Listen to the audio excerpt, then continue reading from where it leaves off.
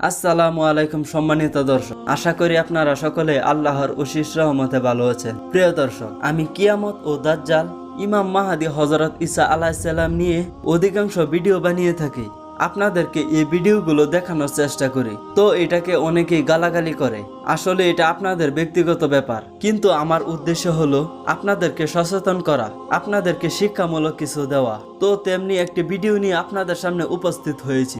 আর আজকের ভিডিওটি খুবই ইম্পর্টেন্ট হতে চলেছে।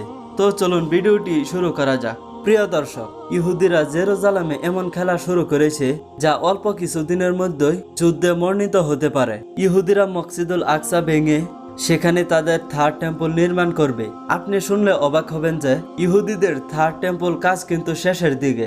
মসজিদুল আকসা কিন্তু এখনো ভাঙেনি। থার্ড টেম্পলের কাজগুলো যে বাকি রয়েছে সেটুকু মসজিদুল আকসা ভেঙে কিন্তু বাকি কাজটুকু তারা সম্পূর্ণ করবে। থার্ড টেম্পল যেখানে হবে সেখানে সুড়ঙ্গ করে তারা আগে থেকেই ইসরায়েলরা সেখানে থার্ড টেম্পলের সমস্ত কাজ সম্পূর্ণ করে ফেলেছে। কিছু ছবি আপনাদেরকে আমি দেখাচ্ছি। প্রিয় দর্শক, কাজ সম্পূর্ণ করে ফেলেছে। এটা কিন্তু মাটির নিচের অংশ।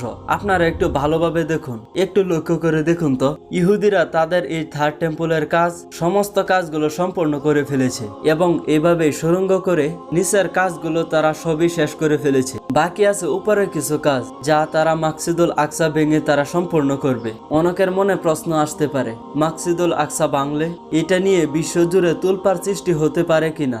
দেখুন, ইহুদিরা কিন্তু এতটা বোকা না। তারা কিন্তু সুকৌশলে মসজিদুল আকসা ভাঙবে। এমনও হতে পারে তারা কৃত্রিম ভূমিকম্প ঘটিয়ে তারা মসজিদুল আকসা ধসিয়ে দিতে পারে, যাতে ইসরায়েলকে দোষারোপ করতে না পারে। এটা কিন্তু আমাদের নিজস্ব অভিমত। এটা হতেও পারে, আবার নাও হতে পারে। তবে দাজ্জালের আগমনের পূর্বে মসজিদুল আকসা ভেঙে ফেলবে অথবা সরিয়ে ফেলবে, এটা কিন্তু সত্য। দাজ্জালের আগমনের পূর্বে এমন কিন্তু ঘটবে। ইমাম মাহাদির আগমন কিন্তু ঘনিয়ে এসেছে। এদিকে দাজ্জালের আগমনের সমস্ত কিছু তৈরি করে রেখেছে ইহুদিরা। ইহুদিদের ধর্মগুরু দাবি করেছে যে তাদের সাথে দাজ্জালের সাক্ষাৎ হয়েছে এবং অনেক বিস্তারিত কথা বলেছে। ইসরায়েল টুডেতে এমন একটি খবর তারা প্রকাশ করেছে। এই খবরটি আপনারাও দেখুন। প্রিয় দর্শক, এই সংবাদ মাধ্যমে বোঝা যায় যে ইহুদিদের ধর্মগুরু দাজ্জালের সাথে সাক্ষাৎ করেছে এবং তার সাথে অনেক কথোপকথন হয়েছে। দেখুন দাজ্জালের জন্য কিন্তু তারা অনেক কিছুই প্রস্তুত করে রেখেছে। বিশ্ব যে পরিস্থিতি, এর মধ্যে কিন্তু বোঝা যায় যে ইমাম মাহাদি দাজ্জালের আগমন খুব বেশি দূরে নয়। ইহুদিরা বিভিন্ন টিভি সিরিজের মাধ্যমে দাজ্জালের আগমনের বিষয় কিন্তু তারা প্রমোট করতেছে। নেটফ্লিক্সের মাসিয়া সিরিজ হচ্ছে অন্যতম। এখানে বোঝা যায় হঠাৎ এক ব্যক্তি আগমন করে তিনি সমস্ত জায়গায় শান্তি ফিরিয়ে দেয় এবং তার কিছু আলাদা ক্ষমতাও আছে। এই সিরিজে এরকমই দেখানো হয়েছে। এই সমস্ত টিভি সিরিজের মাধ্যমে মানুষের মাঝে দাজ্জালকে প্রমোট করতেছে ইসরায়েলবাসীরা। পৃথিবীতে যখন দাজ্জাল আসবে তখন কিন্তু অলৌকিক কিছু দেখাবে, মানুষ যেন দাজ্জালের অনুসারী হয়ে যায়। ইহুদিরা কিন্তু মাসিয়া সিরিজে এমনটাই বুঝিয়েছে, পৃথিবীতে দাজ্জাল এসে শান্তি ফিরিয়ে দিবে। এরকমটা তারা বোঝাতে চাচ্ছে যে দাজ্জাল এসে পৃথিবীতে শান্তি ফিরিয়ে দিবে। তারা বোঝানোর চেষ্টা করতেছে। দেখুন, ইহুদিরা কিন্তু তাদের কর্মকাণ্ডে এগিয়ে যাচ্ছে। অলরেডি তারা অনেক কাজ করে ফেলেছে।